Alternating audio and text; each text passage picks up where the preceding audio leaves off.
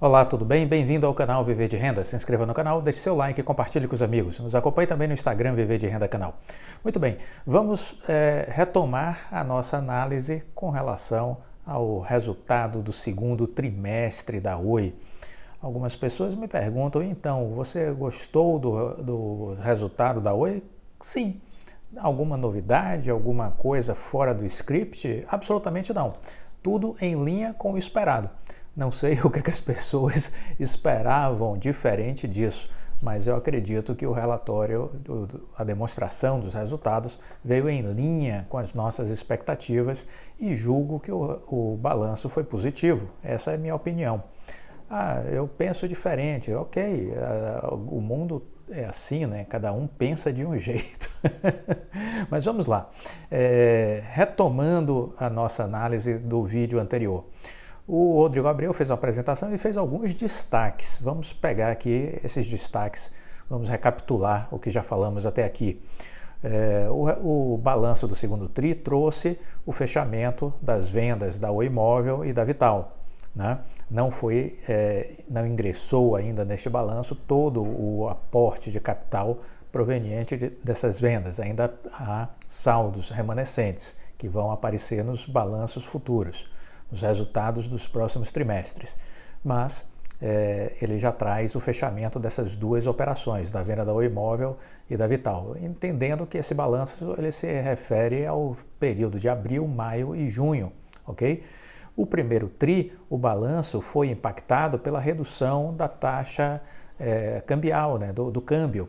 Então nós tivemos um primeiro TRI, havia tido um resultado positivo, vamos dizer assim, né, de 1,78 bi, mas era um lucro contábil, né? Era um lucro contábil, era isso que era preciso entender.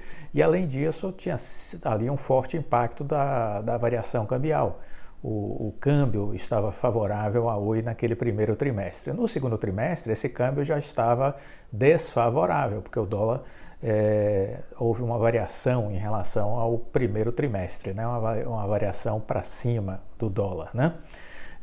De todo modo, o que é que a gente pode destacar? Quando a gente olha a questão das casas conectadas, a gente vê que a gente estava vindo de uma desaceleração por conta de uma gestão de caixa que a Oi estava fazendo, em função da procrastinação do CAD e da Anatel. A Oi teve que pisar no freio na sua expansão de fibra. Então, no primeiro trimestre, isso já era visível, Nós antecipamos que isso ia acontecer em dezembro, porque tínhamos tido um contato com o RI da Oi que tinha nos dito que havia essa tendência de dar uma pisada no freio, porque havia uma incerteza de quando o CAD e a Anatel iam autorizar a venda das empresas e, consequentemente, a entrada de recursos no caixa. Isso a gente já sabia. Se você assistiu os nossos vídeos de dezembro, nós fizemos vídeos chamando a atenção para essa procrastinação do CAD e da Anatel e que isso gerava problema de caixa. Então, isso não foi nenhuma novidade. Então, tivemos aí uma desaceleração na expansão de fibra em janeiro, fevereiro, março e abril também. Só que aí o Rodrigo Abreu destacou numa das telas que maio e junho já há uma retomada da aceleração da expansão de fibra comparado com abril da ordem de 26%. Então esse é o fato importante. Outro fato importante que é a Oi Soluções, que é a parte de tecnologia, ano a ano, 22 versus 21, está crescendo 32% o seu resultado. Então isso é um outro indício positivo. O CAPEX foi de 386 milhões, isso ele declarou que é o novo perfil de investimentos da Oi. Então é isso que a gente precisa entender, os investimentos reduzem porque o bastão do investimento foi transitado para a Vital. Cabe à Vital fazer aportes de 30 bilhões de reais até 2025. Dá 7 bi e pouco aí por ano, né? Essa é a projeção, 7,5 bi mais ou menos por ano, é a projeção de investimentos para a Vital. Né? Já captou a Vital 5,7 bi para fazer investimentos. Investimentos em quê? Na expansão da sua infraestrutura de fibra ótica. Já tem 17 milhões de casas passadas, a Vital pretende chegar a 34 milhões de casas passadas, ou seja, o dobro até 2025. Muito bem. A fibra ótica mais a Oi Soluções, que é a área de tecnologia, já representam 67% do resultado da nova Oi. Isso é ótimo. Aquela velha Oi está morrendo. Então, 67% do resultado já é Oi Soluções e Fibra. Muito bom, muito positivo. Como não gostar deste balanço? Como não gostar destes resultados? Ao meu ver, foram muito bons. Né? Estão em linha com as expectativas. Se você vem estudando a empresa, não tem nada de novo. É tudo dentro do planejado. Existe um planejamento estratégico que está sendo executado, e está sendo bem executado. É isso que tem que entender. Então, não consegui entender a lógica de quem não gostou do balanço. Não faz o menor sentido para mim não ter gostado do balanço. Então, de 67% do resultado já é a Oi Fibra, a Oi Tecnologia, a Oi Soluções, 33% ainda da velha Oi. Né? Em especial, telefonia fixa e telefonia de cobre. Essa telefonia de cobre vai a zero. Ela está sendo morta, essa telefonia de cobre, né? Essa internet de cobre, ela vai a zero. Então isso desaparece dos balanços futuros. Isso vai ser gradual, mas a gente vai enxergar. A dívida bruta chegou agora a 21 bilhões. 21 bilhões. Vamos lembrar que a dívida da Oi, somada às dívidas que deram entrada da empresa que deu entrada na recuperação judicial, mais as multas da Anatel, chegaram a 105 bilhões de reais. 105 bilhões de reais. Muito bem, você hoje tem uma dívida bruta de 21 bilhões, mais aqueles 22 de multa da Anatel, né? Que foi reduzido para 7. Então, você tem 21 bilhões mais 7, 28 bi. 28 bi é a dívida, somando os 7,7 ali da Anatel de multa, mais os 21 bi que tem hoje da redução da dívida que a empresa tem, né, durante aí a recuperação judicial, quando deu entrada na recuperação judicial. Essa dívida foi 105 bi, 105 bi, ou seja, caiu aí para 20 e poucos por cento. Então, é um processo, isso não é da noite para o dia. Você faz melhor? Pede para assumir a cadeira lá do presidente. Eu não confio na empresa. Para que comprou ação, pelo amor de Deus? Eu não confio na gestão. Para que comprou ação? Não faz sentido. Só pode ter ação quem está acreditando. Quem está entendendo o case e acreditando que vai dar certo. Você só pode ter uma ação dessa forma. Se você não entende dessa forma, tem algo errado com você. Não com a empresa, com você. Então, veja, a dívida bruta reduziu para 21 bi, e aí você tem 5 bi em caixa. Vamos lá, 5 bi em caixa, você diminui a dívida bruta de 21 menos 5, você tem 16. 16 bi dívida líquida da Oi. Se você assiste meu canal, vocês vão lembrar que eu fiz um vídeo dizendo que provavelmente a dívida líquida estaria em 15,6. Quem lembra disso? Do vídeo que eu falei que a dívida líquida estaria em 15,6. Pois é, 21 menos 6, né? 21 menos 5, 16. 15,6 tinha sido minha projeção. Então, cheguei muito próximo, né, do número real. Então, dívida líquida está na casa de 16 bi. Uma outra coisa importante, a receita total. Houve uma queda do segundo TRI de 22, que foi a receita de 4,38 bi para 2,7 bi agora no segundo TRI de 21 versus segundo TRI de 22, 2,7 bi. Mas essa diminuição de receita plenamente esperada, porque você já está tirando daí a receita proveniente aí de recursos que vinham da Oi Imóvel. Você já está limpando, vamos dizer assim, o seu balanço. Você está começando a fazer essa limpeza de balanço, não é? O segundo trimestre teve um prejuízo aí de 321 milhões, né? Nenhum problema em relação a isso, esperado o prejuízo. E o que mais poderíamos destacar? Essa receita total, se você for olhar a velha Oi mais a nova Oi, você tem no primeiro TRI uma receita de 4,4 bilhões e no segundo TRI 2,77 bilhões. Então, se você somar um com o outro, dá 7,18 bi nos 2 trimestres. Então, somados no semestre, você tem 7,18 bi. No primeiro TRI, você tem a velha Oi e a nova Oi. No segundo TRI, você tem já descontinuados os negócios que foram vendidos. Qual a estimativa do Rodrigo Abreu para este ano? 10 bi, foi isso que ele já afirmou, que é 10 bi a estimativa dele. Então, se você for observar, se você tirar do balanço do demonstrativo os negócios que estão descontinuados e olhar apenas para os que vão continuar, ou seja, a nova Oi, você vai perceber o seguinte, que essa rubrica ele acrescentou agora no balanço. Operações continuadas. No primeiro TRI, 2,12 bi. No segundo TRI, 2,23. Somados um com o outro, 4,35 bi. Para 10 bi, que é a estimativa que ele disse que vai ter de faturamento esse ano, faltam 5,7. 5,7 bi para ser o resultado do segundo semestre. Vamos acompanhar e vamos ver se isso vai ser entregue. É o que nos cabe enquanto acionistas, não é? Outra coisa importante, com relação aí, vamos dizer, a gestão, né? A gestão de caixa. Você teve no segundo trimestre 144 mil casas conectadas, 144 mil casas conectadas, o que é pouco, 144 mil casas conectadas, né, para o ritmo que a Oi estava entregando, por causa daquela pisada de freio. Mas aí, de novo, maio e junho versus abril, já houve um acréscimo de 26% na alta de casas conectadas. Então, vamos acompanhar para ver se esses números no terceiro TRI aceleram mais. É isso que a gente tem que observar. Com relação à fibra, receita, segundo TRI de 21, 691 milhões. Primeiro TRI de 22, 913 milhões. Segundo TRI de 22, 958 milhões. Variação do segundo TRI para o primeiro TRI, 5%.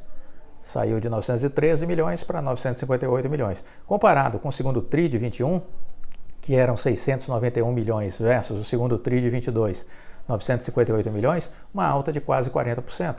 Então, a empresa está acelerando. Essa é a questão que a gente tem que olhar. As casas conectadas, no primeiro TRI de 22, estavam em 3,5. No segundo TRI, 3,7. E agora? Já estava em julho, né? Em julho já estava em 3,9.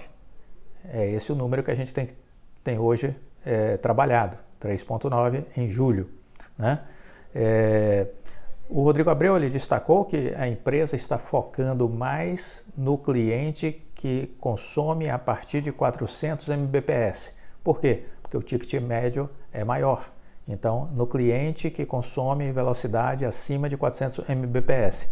Ora, esse cliente já representa 33% dos planos vendidos pela Oi. 33% dos planos vendidos pela Oi é de 400 Mbps ou mais. E vai se buscar fazer com que esse cliente cresça cada vez mais. Um fato positivo, a redução do ICMS. O ICMS, com a decisão do Supremo, vai ser reduzido. A gente tinha a maior carga tributária do mundo em telecom, quase 50%. Vai reduzir agora com a questão do ICMS e assim mais pessoas poderão consumir fibra ótica, porque até então, para muita gente com perfil de renda aqui do Brasil, era considerado um artigo de luxo. Isso vai começar a reduzir.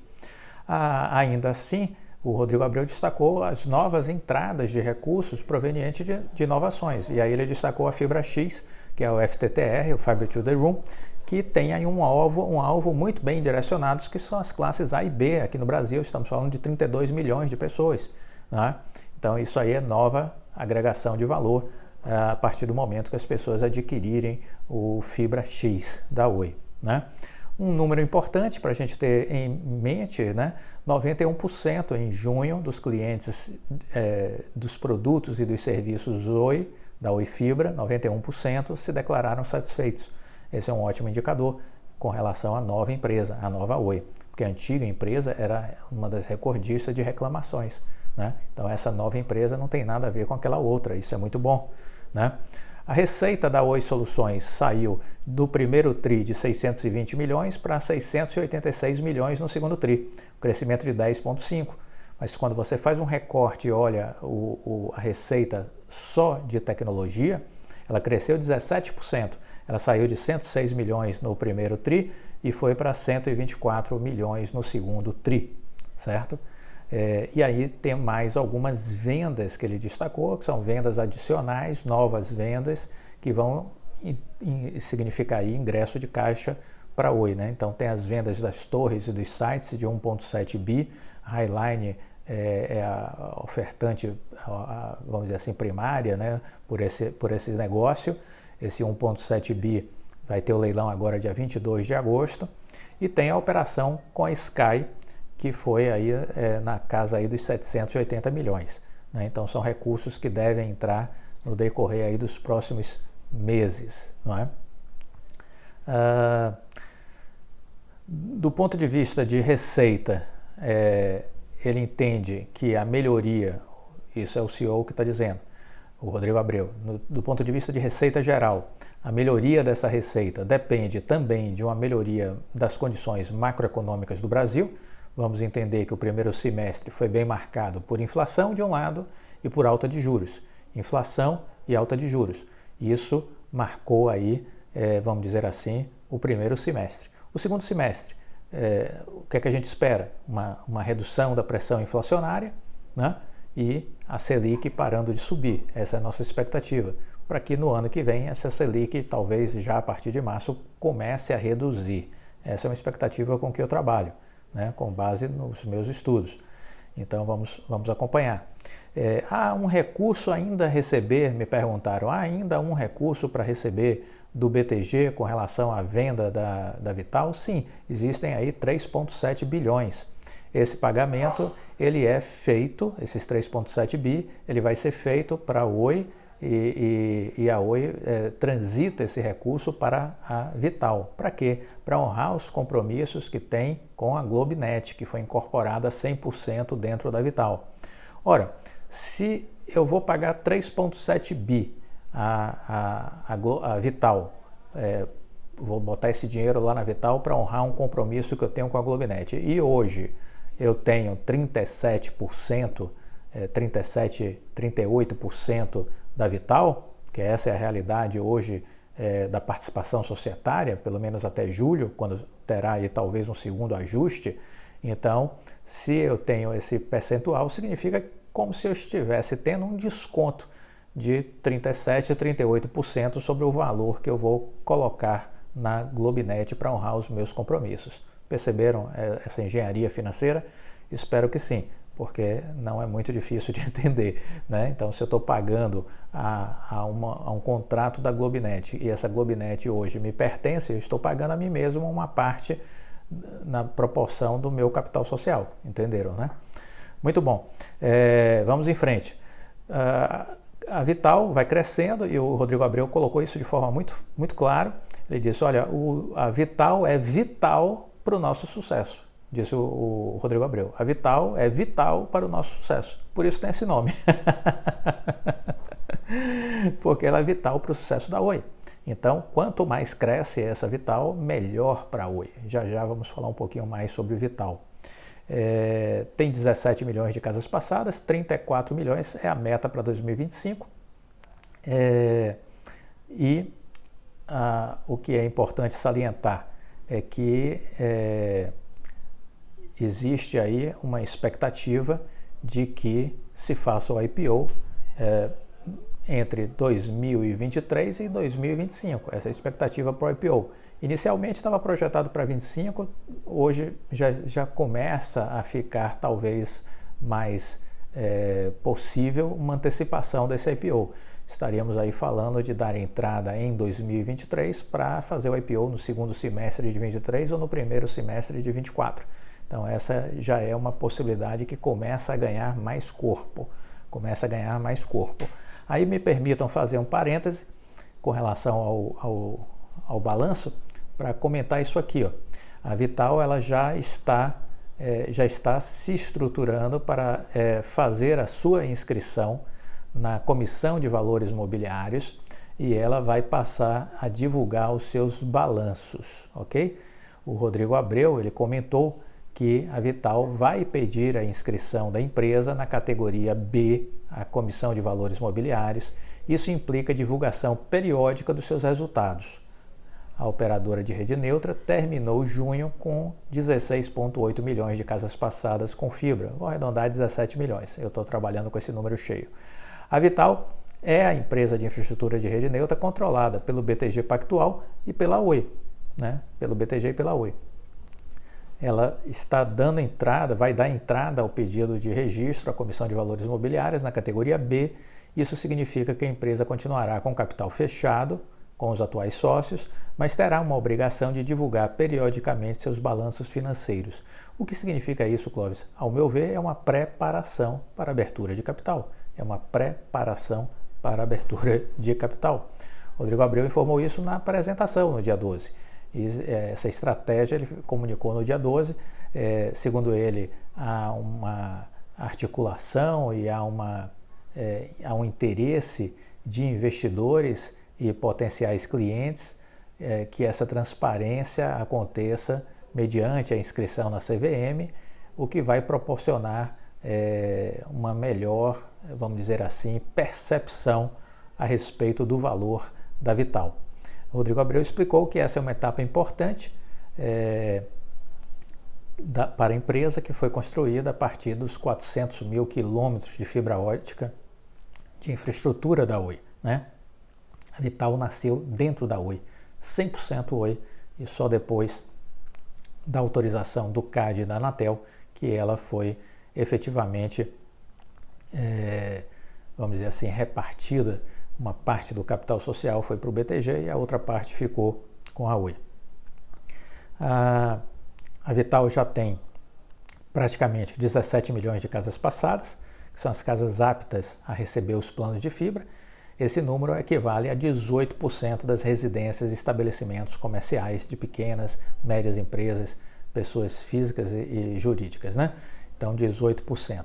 Se ela vai dobrar, vai chegar em 34 milhões de casas passadas, isso significa dizer que você vai ter o dobro deste número de 18%, você vai ter 36% dos domicílios brasileiros e de pequenas e médias empresas tendo a fibra ótica da Vital passando na porta. É isso que a gente está falando, 36%. Né? Apenas no segundo semestre, a Vital passou fibra na frente de 1,2 milhão de casas. Nenhuma outra empresa está se aproximando sequer deste ritmo de expansão e crescimento. Então, apenas no segundo TRI, a fibra da Vital passou na frente de 1,2 milhão de domicílios. Nenhuma outra empresa se aproxima desse nosso ritmo.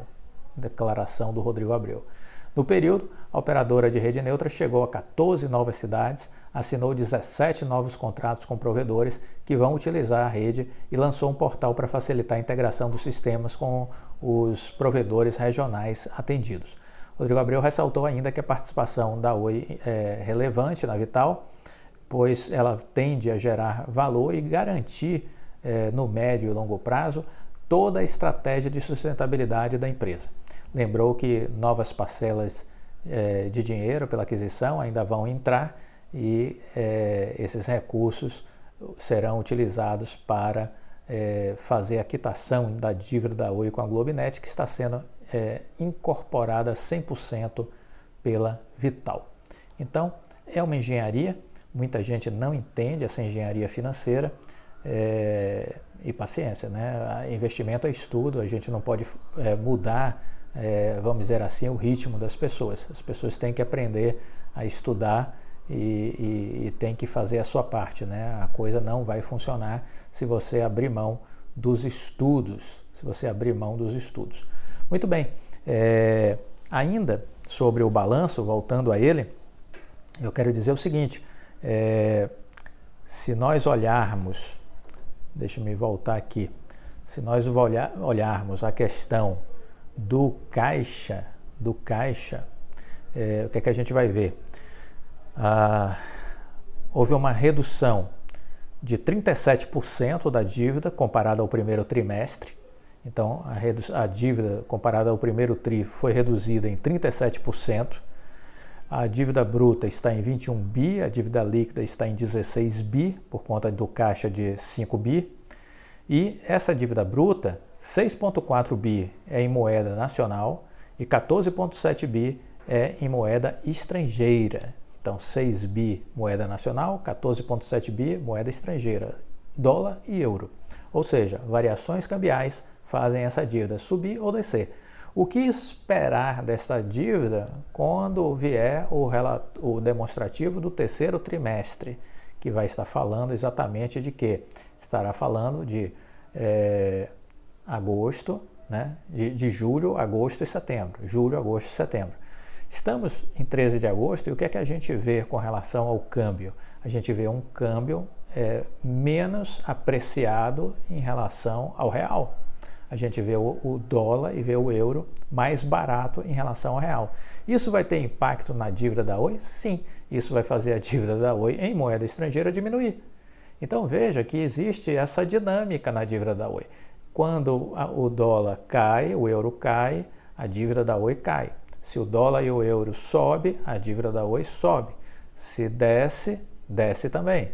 Então a gente vai ver no terceiro tri, por conta de variação cambial, porque essa é a tendência do terceiro trimestre, dólar mais barato, euro mais barato em relação ao real. Então provavelmente a gente vai ver uma variação cambial favorável à redução da dívida da Oi. Então voltando, da dívida bruta, 6,4 bi é em real e 14,7 bi em moeda estrangeira. É isso que você precisa entender. Desses 21 bi da dívida da Oi ainda existente, 6,4 bi é com os bancos aqui no Brasil, 4,6 bi com os CIEs, 8,5 bi são os bonds e 1,2 bi de oferta geral. E tem mais alguns resíduos aí para fechar os 21 bi. Então, é isso que a gente tem, né? E esses 8,5 bi em bonds é para 2026. Então, é uma projeção aí para 2025, 2026, ok? 2025, 2026. Então, é o que a gente tem aí de projeção. O que mais a gente poderia destacar em relação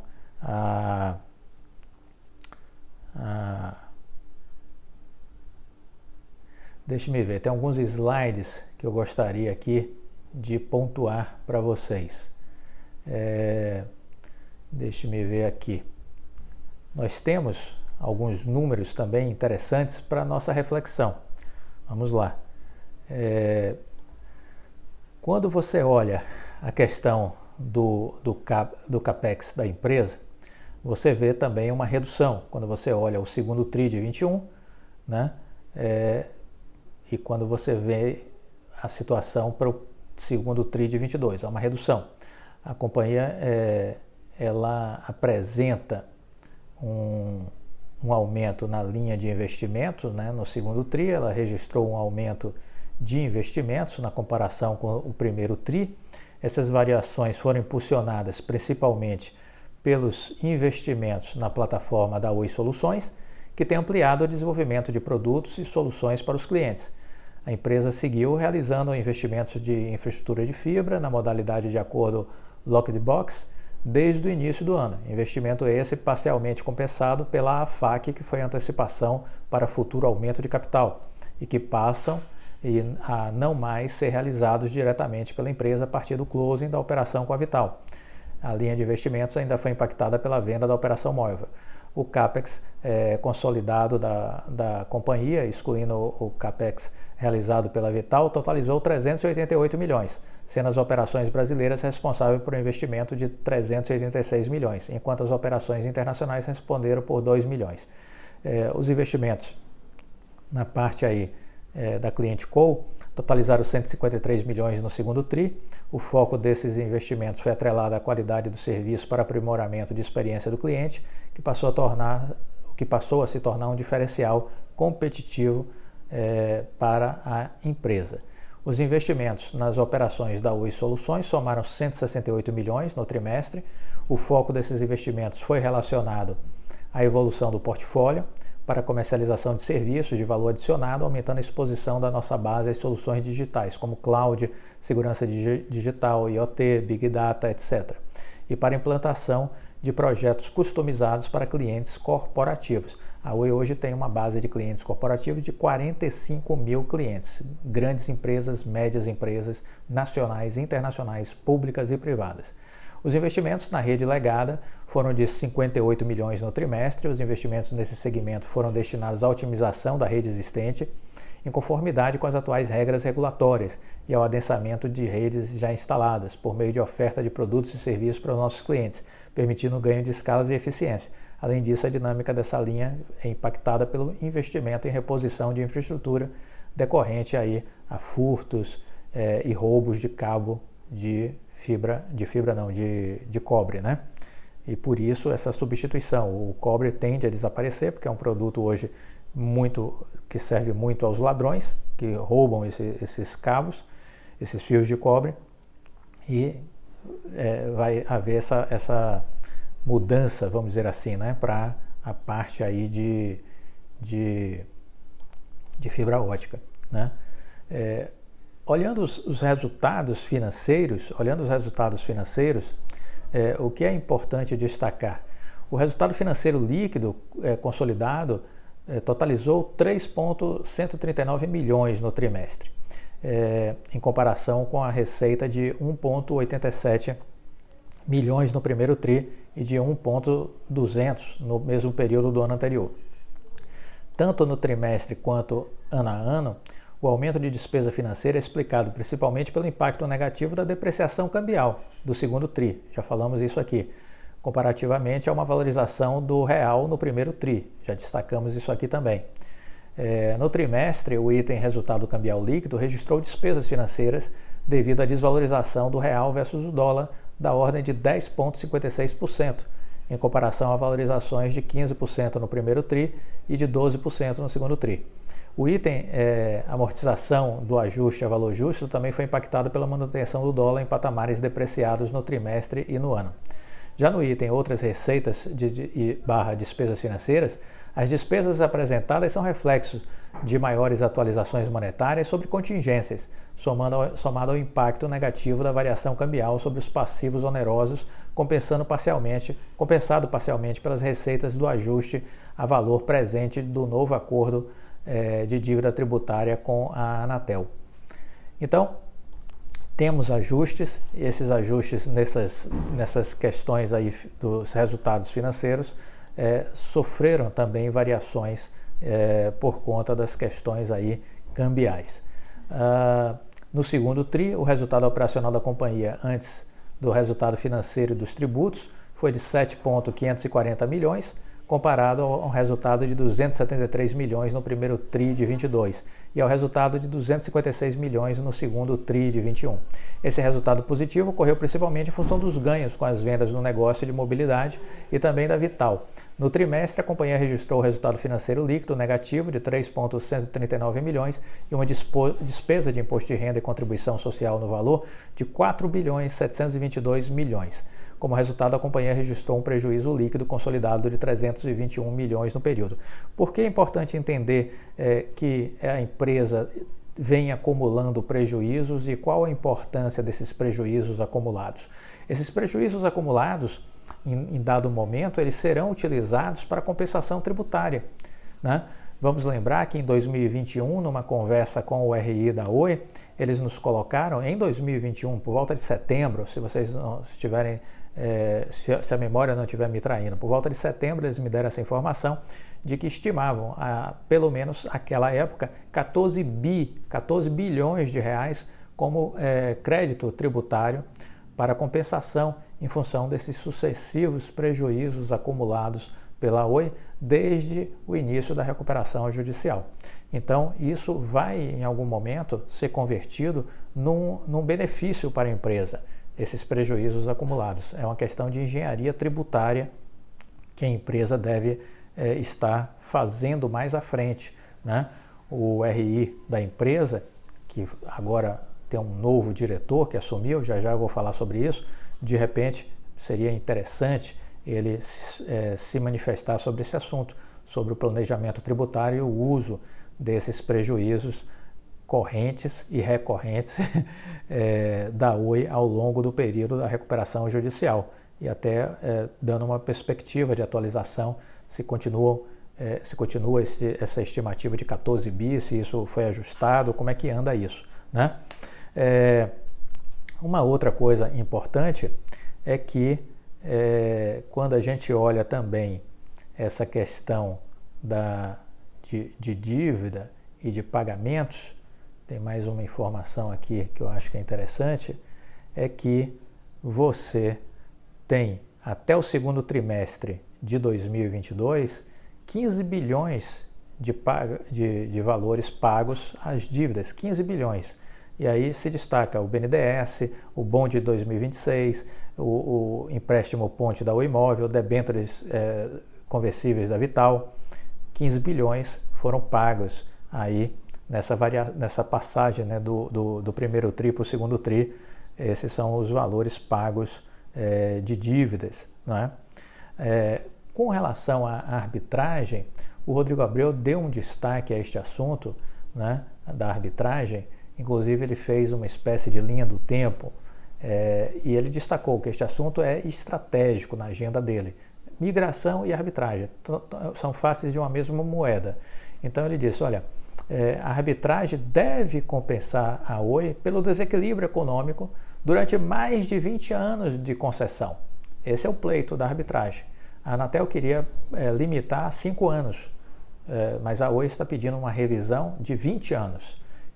Todas essas definições vão passar pela arbitragem, que nenhuma ingerência política dos meninos da Anatel vai acontecer sobre a arbitragem.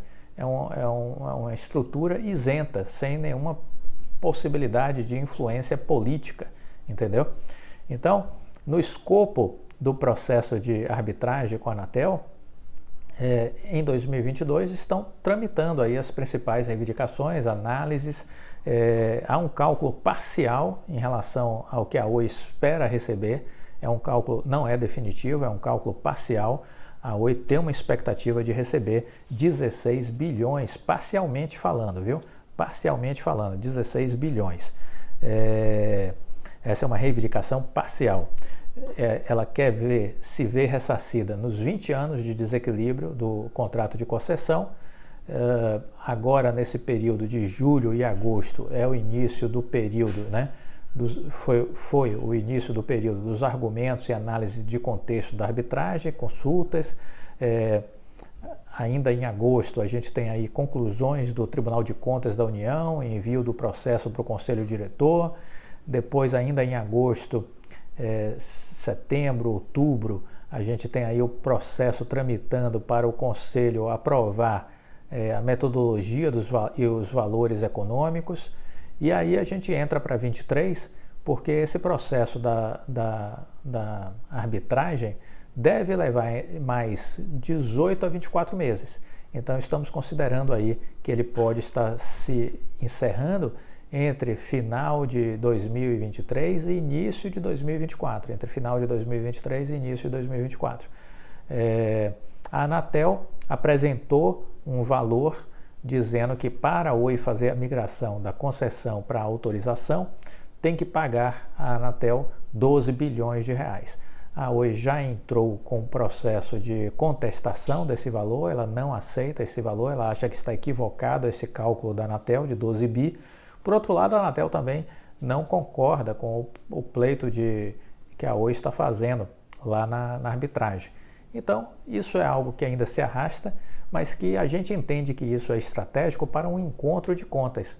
A expectativa do Rodrigo Abreu é que ele saia da concessão para a autorização com crédito a receber para amortizar lá daquela dívida de 7,3 bi, mais ou menos. São tantos números que a gente vai perdendo um pouco a referência. 7 bi e pouco ali da multa com a Anatel. Então é possível ainda ter um resíduo para abater daqueles 7 bi o saldo remanescente dessa diferença entre a arbitragem e a migração. Então vamos acompanhar isso, está na agenda dele, isso é prioridade. né? Então, são essas as coisas que me chamaram a atenção no balanço da empresa. São essas as coisas que eu acho que são importantes para que o investidor acompanhe. Falaremos mais ao longo dos próximos dias. Para vocês terem uma ideia, o Itaú BBA, divulgou após a apresentação do Rodrigo Abreu no dia 12, uma expectativa de preço-alvo para ações da Oi de R$ 2,50. Foi a expectativa do Itaú, R$ 2,50, né? O Rodrigo Abreu, na apresentação, também destacou a chegada do novo diretor de relações com os investidores, que é o Luiz Plaster, é o novo diretor que substituiu Marcelo Ferreira. Seja bem-vindo, Luiz Plaster. Eu acho que a área de RI da Oi precisa melhorar. Precisa melhorar no sentido de melhor se comunicar. Eu acho que esse é um ponto ainda ruim na Oi, a comunicação com os acionistas. Os acionistas são despreparados, na sua grande maioria, desqualificados e têm muito pouco conhecimento sobre bolsa. Então, melhorar a comunicação com o mercado evita muito da manipulação. Existem casas de análise manipulando a ação, existem bancos manipulando as ações, existem muitos especuladores safados trabalhando aí contra a ação da Oi e pressionando, usando inclusive aquela mídia podre, aquela mídia marrom, para tentar fazer com que os acionistas desistam do papel.